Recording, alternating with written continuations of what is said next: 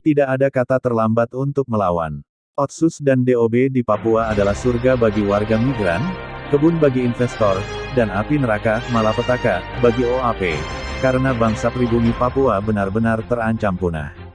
Nasib rakyat dan bangsa Papua Barat digadai demi kekuasaan dan kerakusan kaum borjuasi, elit birokrat, oligarki Jakarta dan kaum pemodal global. Bangsa Papua seakan tak ada identitas di lembaran sejarah peradaban bangsa Papua di Melanesia Barat itu sendiri dan juga dalam sejarah aneksasi Indonesia. Sungguh biadab, watak Indonesia sebagai bangsa kolonial. Juga bangsa asing yang datang berinvestasi di atas dusun-dusun tanah adat kami, warisan kekayaan oleh para moyang dan leluhur bangsa Papua tanpa takut, malu dan izin kepada pemilik hak kesulungan kita, mereka merampok dan mengelola sebagai pemilik. Dengan terang-terangnya, di depan mata kita sendiri, secara leluasa para penjajah membagi-bagi tanah adat kita, mengklaim atas nama undang-undang negara, diri sendiri dan bahkan atas nama Tuhan sekalipun, penjajah benar-benar menghalalkan untuk mencuri, merampok, merampas dan menguasai, atas dasar kesadaran KOLECTIF elit Jakarta Indonesia. Dalam waktu bersamaan pemiliknya dituduh sebagai kaum kafir, kanibal, primitif, bodoh, pemberontak, binatang, sampah, GPK, OPM dan teroris. Supaya memudahkan para penindas untuk mengkriminalisasi, mengejar, memukul mundur, mengisolasi ruang gerak, menyanderah ruang HAM, hukum dan demokrasi, serta mencabut nyawa kita OAP sekalipun.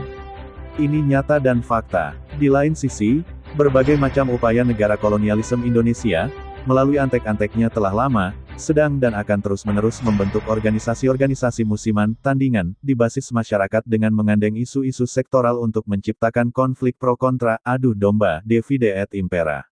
Terbukti beberapa ormas dan pejabat negara sering menghujat bangsa Papua Barat dengan ujaran narasi rasisme, dan sindiran lainnya secara berulang-ulang dengan melalui serangan komunikasi secara verbal maupun non-verbal.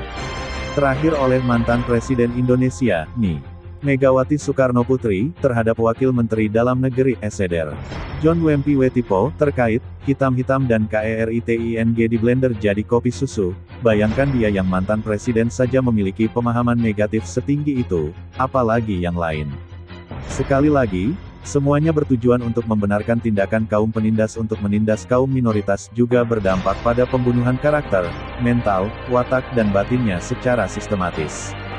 Jika masyarakat adat tidak ingin sadar, bangkit, bersatu dan melawan segala macam bentuk sistem penjajah yang menindas hak hidup kita, maka tentu kita sedang dan akan terus termarginalisasi dan kemudian menjadi musnah di atas segala harta kekayaan sumber daya alam kita sendiri. Solusinya, bangun kesadaran kolektif rakyat untuk melawan sistem yang menindas dan mengancam hak hidupnya di atas tanah leluhurnya sendiri. Melawan, menolak semua bentuk tawaran hegemoni kolonial dalam bentuk program dan produk. Kemudian rakyat menjadi mandiri, menemukan identitas diri, membangun kesadaran kolektif, menemukan garis sejarah dan membangun emosional bersama dalam kesadaran nasionalisme Papua, dan kemudian bisa menentukan nasib hidupnya sendiri dalam perspektif sosial budaya, ekonomi dan politik.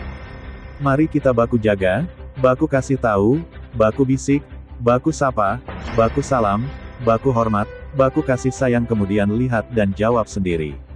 Siapa saya, siapa kami, siapa kita dan siapa dia, mereka.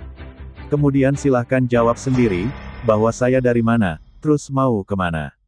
Di mana saya berada, buat apa saya di sini, kenapa saya dilahirkan di sini, kenapa saya hitam dan keriting, layak hidup di Papua atau tidak. Kebetulan ada di sini atau ada maksud dan tujuan untuk beranak cucu dan berkembang biak seperti manusia lain di muka bumi ini.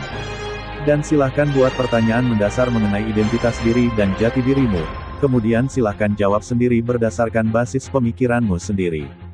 Terakhir, rakyat sendiri.